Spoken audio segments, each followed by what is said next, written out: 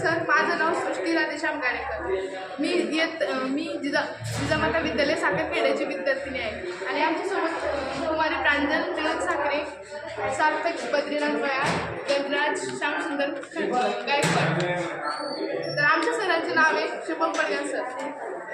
तर आमच्या प्रोजेक्टचं नाव आहे प्रोजेक्ट आई, म्हणजेच ॲग्रिकल्चरल आर्टिफिशियल इंटेलिजन्स. आणि दुसरं म्हणजे आपली आई. ज्याप्रमाणे आई आपल्या बाळाची काळजी घेऊन त्याला सक्षम बनवते, त्याचप्रमाणे AI म्हणजेच ॲग्रिकल्चरल आर्टिफिशियल इंटेलिजन्स शेतीवर बारकाईने लक्ष देऊन शेतकऱ्याला सक्षम बनवते. तर आमच्या प्रोजेक्टचा उद्देश असा आहे की तंत्रज्ञानयुक्त शेतीमुळे पर्यावरणाचे संवर्धन होईल आणि शेतकरी समृद्ध होईल. तर आमचा हा प्रोजेक्ट ॲग्रिकल्चरल आर्टिफिशियल इंटेलिजन्सवर बेस्ड असून आम्ही त्यामध्ये सेन्सर लावलेले आहेत. 2 प्रकारचे सेन्सर आहेत, वॉटर सेन्सर आणि न्यूट्रिएंट सेन्सर. सॅटेलाईट मोबाईलमधील कोणते पण agricultural artificial intelligence based app, विहिरीतील water sensor, water tank, fertiliser टँकमधील nutrient sensor. My name is Nandit Brothers Permission. And my name is Tejas Daniel. We are from class 10 and we are from school Dr. Anand CBSE School Sultanpur, and we have came with our sir Ravi sir, and we had made a solar tracker. So This solar tracker will track the sun rays according to sunlight. आवाज मोठा काटा बेटा. And it will move according to sunlight. Now my friend will explain the aim of the project. So the aim of this project is to capture the maximum solar input on the solar panel. Just like when a normal panel, like we use the sun is directed toward this direction, the panel is not getting as much as it can get the energy. लेकिन हमारे वाले solar panel में वो light को detect करके उधर घूम जाता है, जिससे पूरे पैनल को सनलाइट का एक्सपोजर मिलता है, जिससे पूरा पैनल का लाइट को मैक्सिमम इनपुट तक ले पाता है. जैसे सर देख सकते हैं आप, जैसे सन ईस्ट टू वेस्ट जाता है, वैसे हमारा ये भी घूमता है.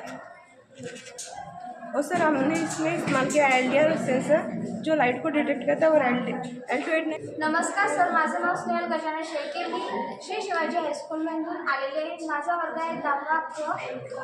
माझ्या मार्गदर्शक सरांचे नाव आहे श्री गजानन परार सर.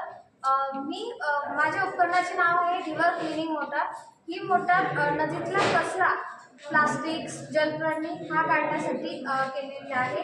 हा प्रोजेक्ट जलसृष्टीसाठी खूप महत्त्वाचा आहे आणि हा अत्यंत खर्चात बनवलेला आहे.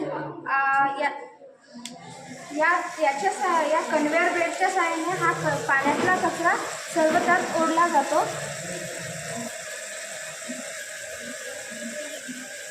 आणि या मागच्या मोटर्सने आपण मोटरला मागे पुढे फिरवू शकतो.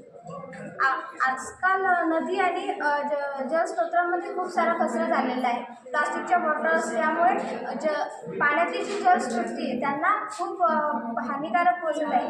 त्यातले खूप सारे जीवजंतू मरण पावत आहे, कारण की सूर्यांची ऊर्जा त्यांच्यापर्यंत पोचू शकत नाही. आपल्याला जर हे थांबवायचं असेल तर आपल्याला काही ना काही उपकरणं करण्यात यायला हवी.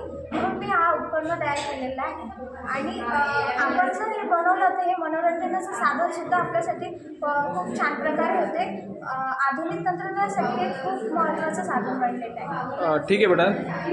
आदरणीय पराड सरांना प्रश्न आहे की सर, विज्ञान प्रदर्शनीच्या माध्यमातून विद्यार्थ्यांना नेमका अध्ययनामध्ये किंवा अध्ययनामध्ये कशा प्रकारचा फायदा होतो असं तुम्हाला वाटतं?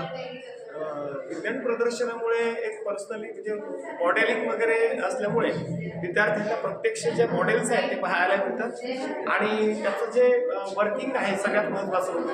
आणि वर्किंग समजल्यानंतर त्यांचा निश्चितच अभ्यासामध्ये खूप मोठ्या प्रमाणात फायदा होतो. आणि एक अभ्यासपूरक कार्यक्रम म्हणून याच्याकडे सुद्धा पाहायला हे गरजेचं आहे. आणि अशा प्रकारचे अजूनही कार्यक्रम शालेय शिक्षण विभागाने घ्यावेत अशी एक शिक्षक म्हणून आमची एक विनंती आहे. धन्यवाद सर.